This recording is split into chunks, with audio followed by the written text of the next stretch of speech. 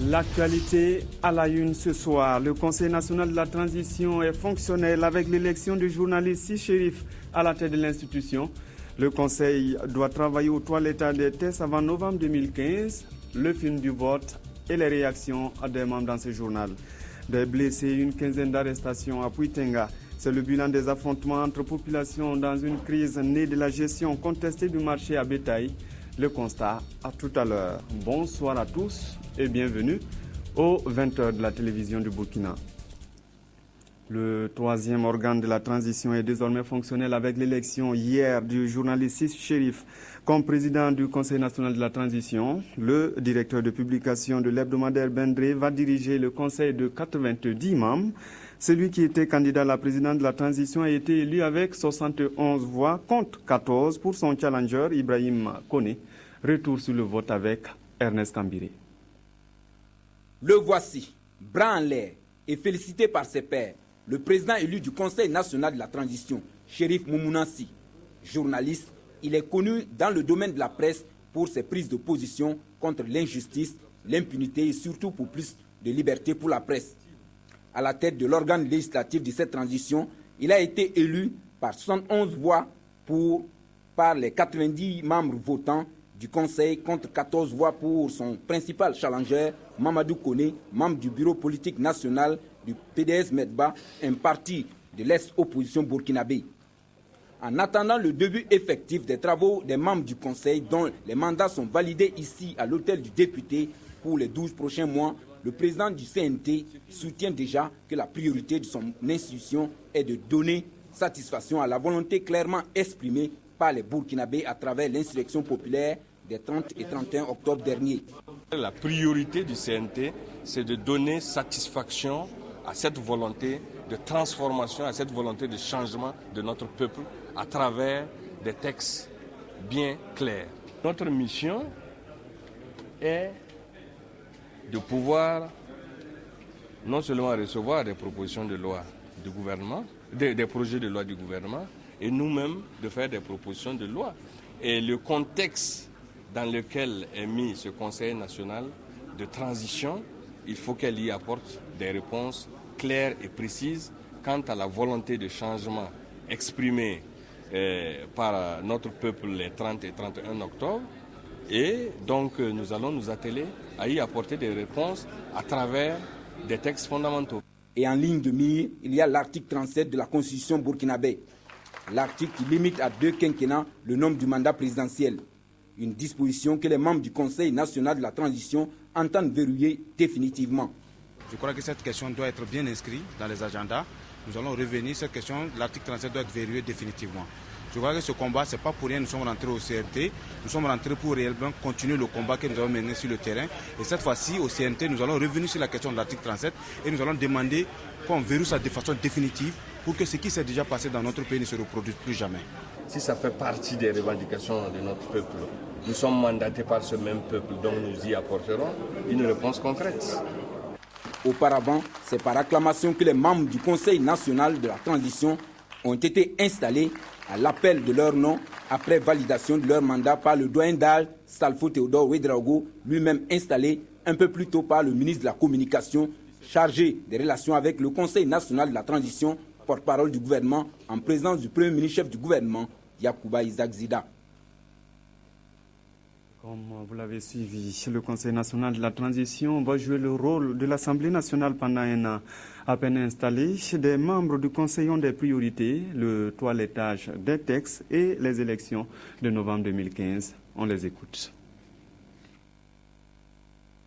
Les défis majeurs, c'est d'abord travailler pour que les aspirations du peuple qui est sorti lors de cette insurrection soit respecté dans son ensemble. C'est-à-dire que nous devons d'abord faire un travail au niveau des textes pour enlever tout ce qui pourrait éventuellement frustrer. Je pense notamment à la Constitution, au code électoral et aux différents textes de loi qui ne recueillent pas l'assentiment de la population tout entière. Mais aussi, il ne faut pas se limiter aux textes, mais il faut faire des propositions de loi qui puissent apporter un changement au vécu quotidien de tous les Burkinabés. Nous allons nous battre pour pouvoir adopter des textes de loi, et en tout cas qui vont dans le sens donc du bien-être de tous les Burkinabés. C'est un défi pour nous. Nous venons donc d'élire notre président, Chérif Sy. C'est un grand frère que nous respectons bien. Nous pensons que nous allons prendre les meilleures décisions pour faire en sorte que le Burkina puisse en tout cas repartir sur de très bons chemins. Faire en sorte que tous les Burkinabés se retrouvent dans un Burkina uni, dans un Burkina qui gagne, dans un Burkina qui avance. Nous allons nous battre en tout cas véritablement. C'est un défi pour nous. Nous pensons que nous allons être à la hauteur. Au niveau du CNT, c'est l'aboutissement de l'élection présidentielle de 2015, qu'elle soit véritablement libre, démocratique, acceptée de tous. Je crois que c'est le défi majeur. Mais maintenant, avant d'atteindre ce défi, certainement, il y a beaucoup de choses qu'on doit mettre ensemble pour qu'on puisse atteindre ce résultat. Notamment, je venais de parler, par exemple, de la RSP. Il y a nos compatriotes, par exemple, de l'étranger, par exemple, qu'on avait recensé. On sait dans quelles conditions, par exemple, ces gens avaient été recensés à l'époque à travers nos différentes ambassades et consulats dans le monde entier. Donc, je pense que ça, c'est des choses qu'on doit revoir. Et au niveau, par exemple, du Conseil constitutionnel, on peut revoir certaines choses. Au niveau même de la CENI, il faut revoir certaines choses. Et il y a beaucoup d'autres choses à revoir. Mais maintenant, tout restera défini en fonction des priorités du moment. Ce sont des propos recueillis pour vous par Dramane Guéné. En tout cas, ce retour à la vie constitutionnelle satisfait le ballet citoyen qui félicite les forces vives de la nation. Le mouvement demande des audits et demande sa présence aux côtés des manifestants du Togo. Les responsables étaient face à la presse. Explication Moumouni Soubega. Face à la presse, le ballet citoyen n'est pas passé par 4 chemins pour donner son point de vue sur la situation nationale. Par la voix de son porte-parole, le mouvement a salué la promptitude et l'engagement des forces vives de la nation qui ont permis d'éviter le pire pendant les événements du fin octobre. Dans cette même lancée, il a appelé les autorités de la transition à œuvrer pour un retour rapide à une vie constitutionnelle normale et à l'adoption des réformes conséquentes. La lumière sur les circonstances de la mort de manifestants les 30, 31 octobre et le 2 novembre 2014. L'engagement sans délai de procédures judiciaires appropriées contre M. Blaise Compaoré et les dirigeants de son régime. La poursuite et le jugement de tous les crimes impunis commis sous l'ère Compaoré. L'audit de tous les grands projets d'investissement. La réforme de la justice et du Conseil constitutionnel. La réforme de l'armée nationale. La réduction du train de vie de l'État et enfin la moralisation de la vie publique et la lutte contre la corruption sous toutes ses formes. Que les émoluments à servir aux membres des différents organes de la transition soient en parfaite mesure avec la situation économique difficile que traverse le pays. Le ballet citoyen a par ailleurs salué la nomination du professeur Luc Maurice Ibriga aux fonctions de contrôleur général d'État et la démission du ministre contesté de la Culture et du Tourisme Adama Sayon. Au sujet de la vie interne du mouvement, Maître Kam a tenu à démentir un certain nombre de rumeurs, notamment le déplacement du ballet citoyen au Togo. Nous tenons à démentir formellement les rumeurs faisant état de notre présence au Togo pour soutenir les mouvements protestataires contre le régime de Faure Gnassingbé. Des rumeurs font état de crise au sein de notre mouvement. En réalité, il s'agit donc de procédures disciplinaires engagées à l'encontre du Cibal Diakité Alexandre, coordonnateur régional de notre section des Hauts-Bassins. Cette décision a été prise au regard des violations répétées de nos principes, notamment la décision du mouvement de ne pas prendre part aux organes délibérants de la transition. Le ballet citoyen a invité à la mobilisation le 2 décembre prochain pour rendre hommage aux victimes de l'insurrection qui seront inhumées au cimetière de Gounguin. Les jours à venir, le mouvement annonce une série d'activités en décembre, comme la tenue d'une journée citoyen balayeur à Bobo, une journée d'hommage au président Thomas Sankara et la commémoration de l'assassinat du journaliste Norbert Zongo.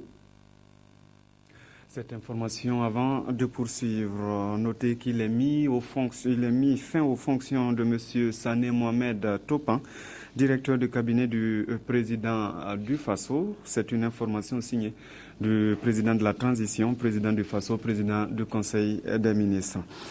Puis les obsèques des 7 martyrs de l'insurrection populaire des 30 et 31 octobre 2014 non encore inhumés auront lieu le mardi 2 décembre 2014.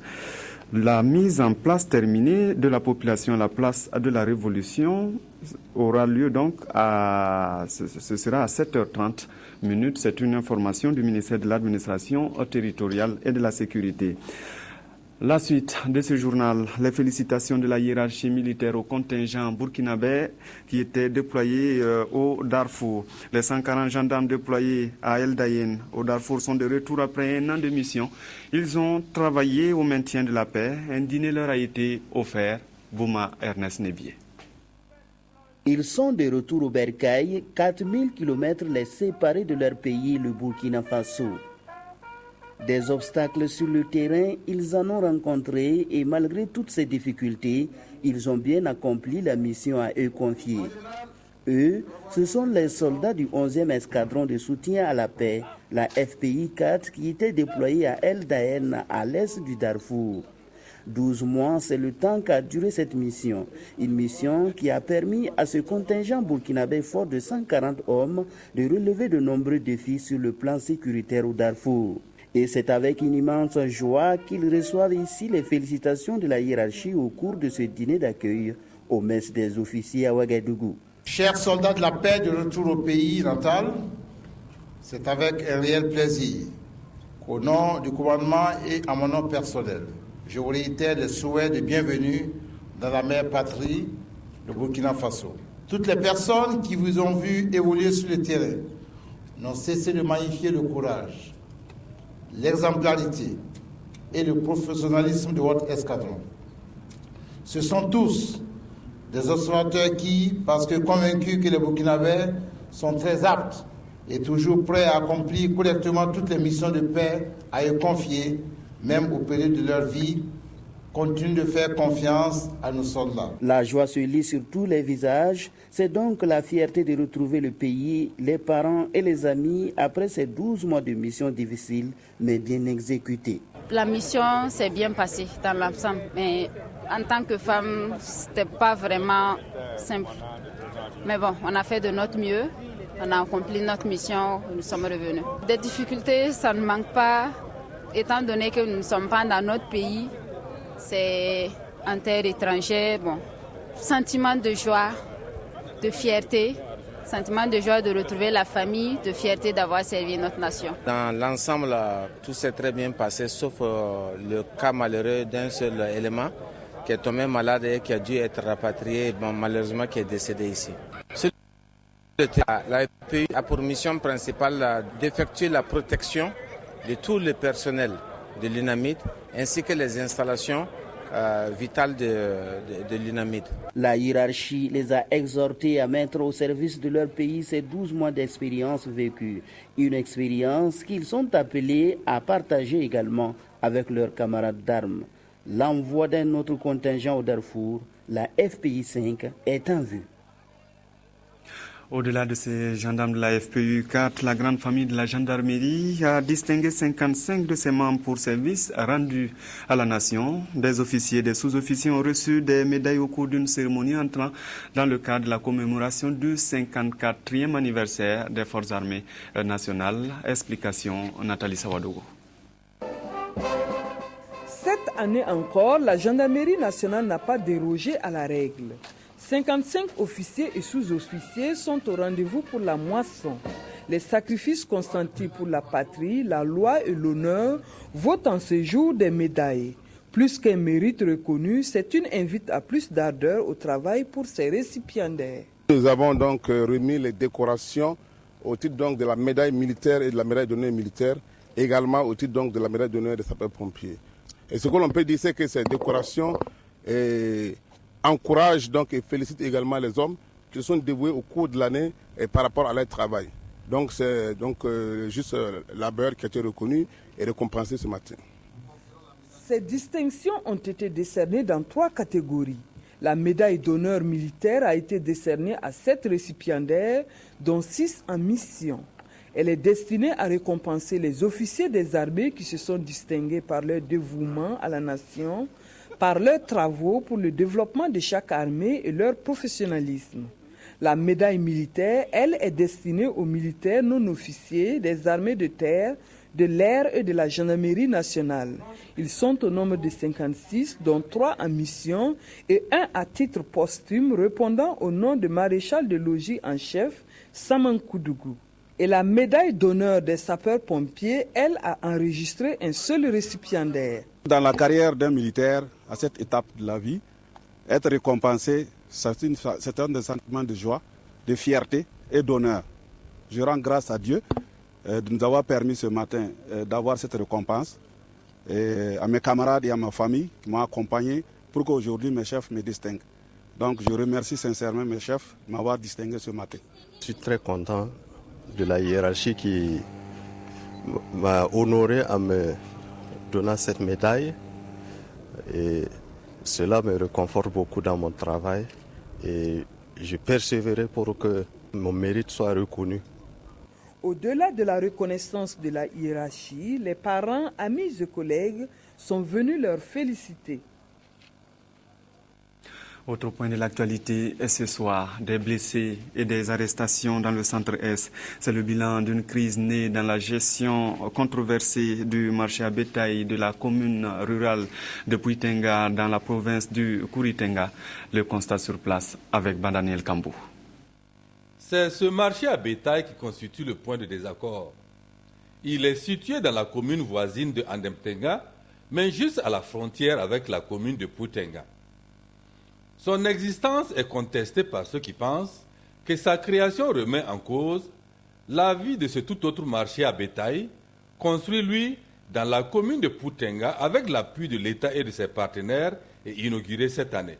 Nous avons tenté autant que faire se peut d'amener les gens à la table de négociation, à la concertation, mais certains avaient privilégié l'anarchie plutôt que la concertation pour trouver une solution, ce qui mettait à rude épreuve l'autorité même de l'administration.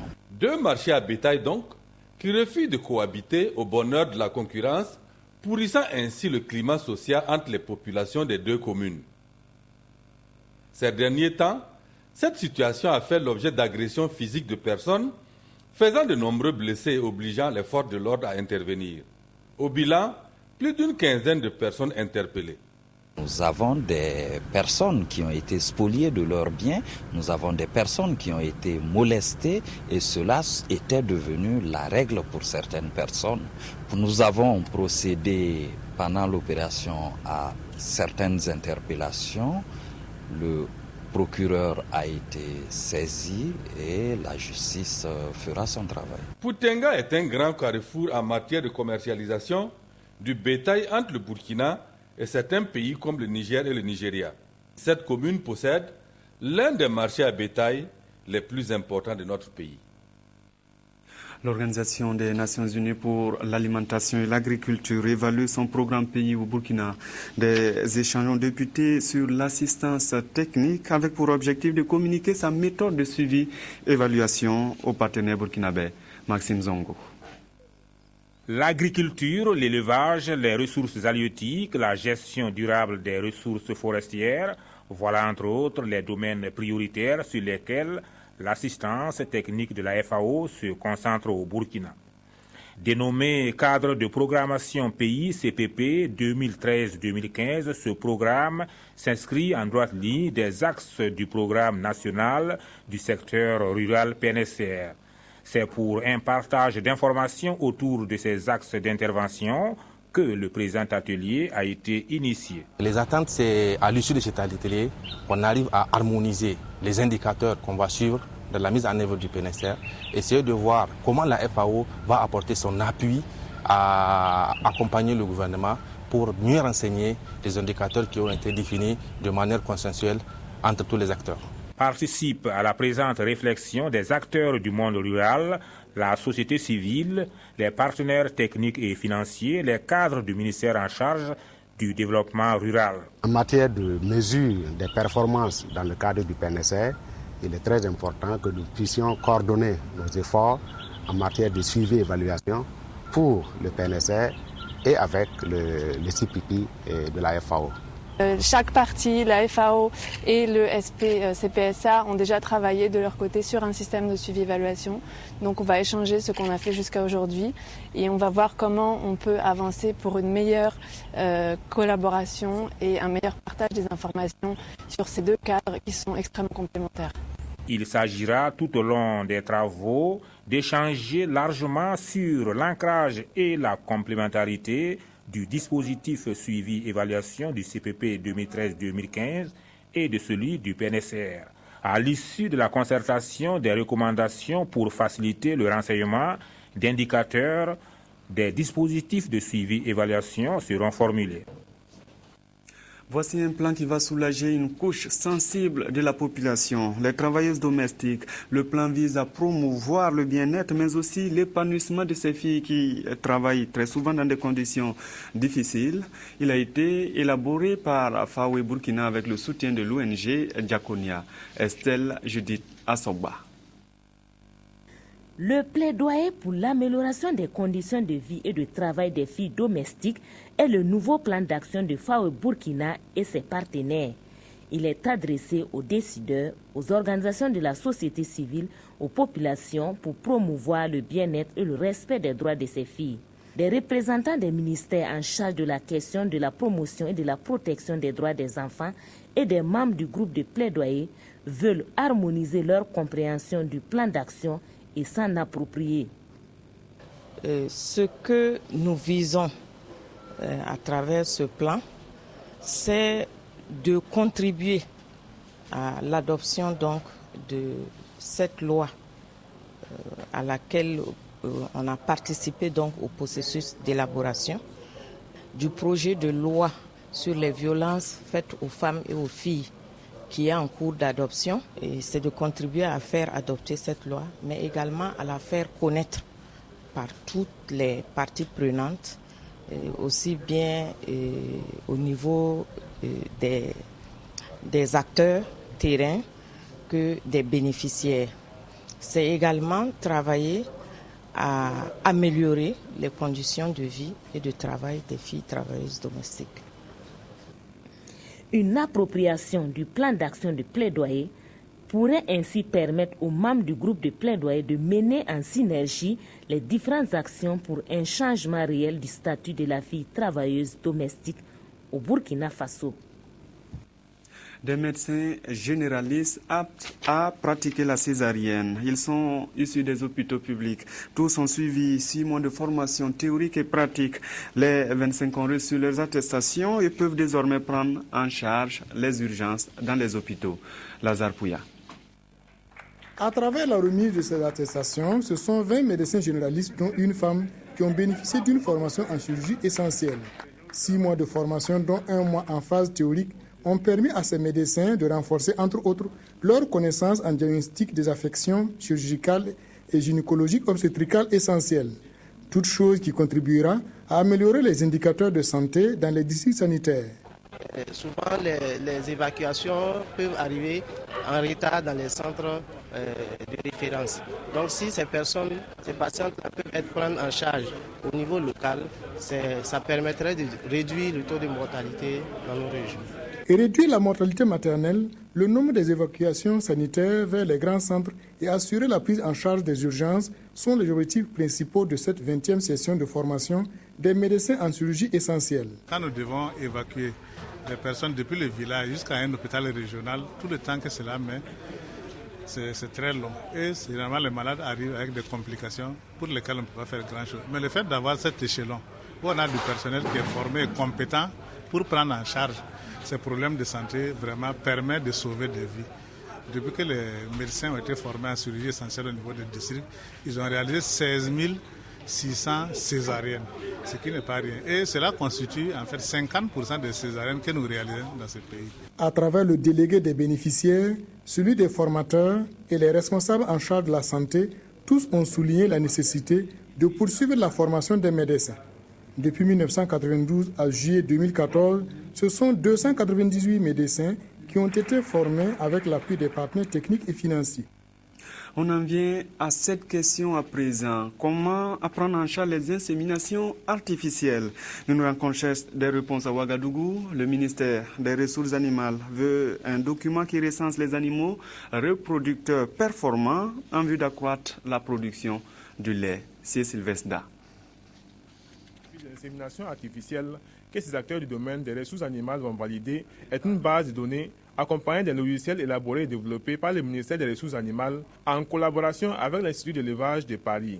C'est un ensemble d'outils de suivi de l'insémination artificielle. L'objectif étant de maîtriser la production laitière et capitaliser les données. Le but de l'opération, en fait, c'est d'avoir un outil qui permette de collecter un certain nombre d'informations sur les animaux, identifier ceux qui sont les moins productifs, les plus productifs, et aussi quand même de comprendre pourquoi certains sont moins productifs et agir en conséquence pour augmenter la production de ces animaux.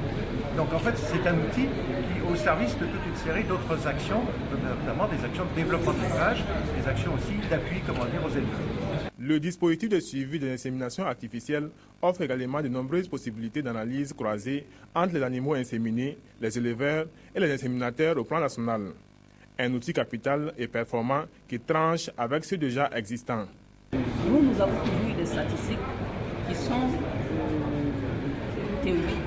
Cette fois-ci, avec le numérique, nous allons pouvoir avoir une quantité exacte de nos animaux, une statistique exacte de la production de lait que nous allons avoir et des statistiques exactes des descendants de tous les animaux. Les participants devront s'approprier les dispositifs et comprendre le fonctionnement du logiciel afin de pouvoir former à leur tour les agents de l'élevage sur le terrain. Autour des professionnels du commerce et de l'industrie de voler au secours des blessés de l'insurrection de fin octobre.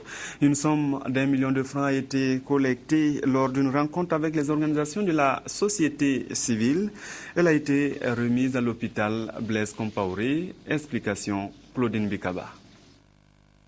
Le collectif des professionnels de l'industrie du commerce, des services et les organisations de la société civile ont tenu une rencontre le 22 novembre dernier qui vise à assainir la Chambre de commerce et d'industrie du Burkina. Une rencontre mise à profit pour recueillir des fonds au bénéfice des blessés de l'insurrection du 30 et 31 octobre. La conséquence de cette action s'est traduite par la remise de 1 million de francs CFA au CHU Yalgado Ouedraogo, 500 000 francs prévus pour l'hôpital Sanou Sourou et 500 000 francs CFA pour l'hôpital Blaise Compaoré. De cette insurrection, que beaucoup de choses ont commencé à se faire.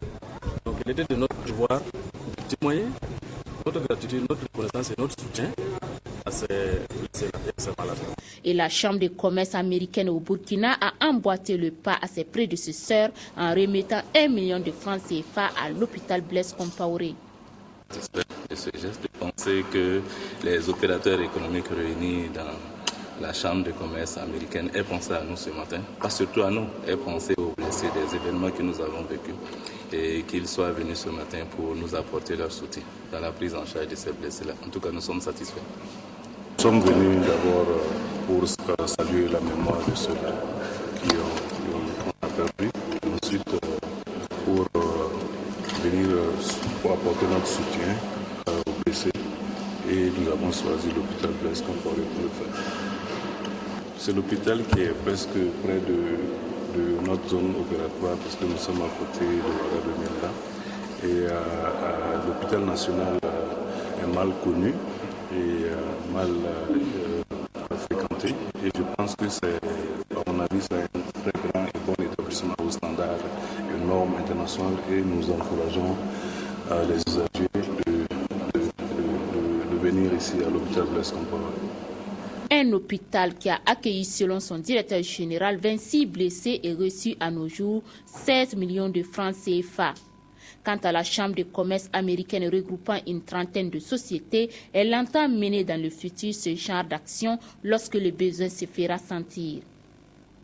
Toutes nos excuses pour la qualité de certains extraits qui vous ont été proposés dans ce reportage. L'année 2014 peut être appelée l'année de Youssouf Traoré.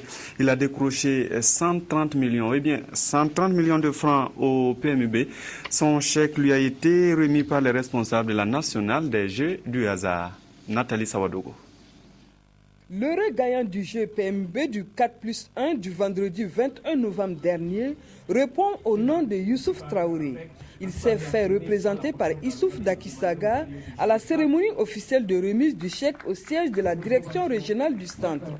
Il a misé la somme de 151 200 francs CFA et remporte la coquette somme de 130 980 500 francs CFA.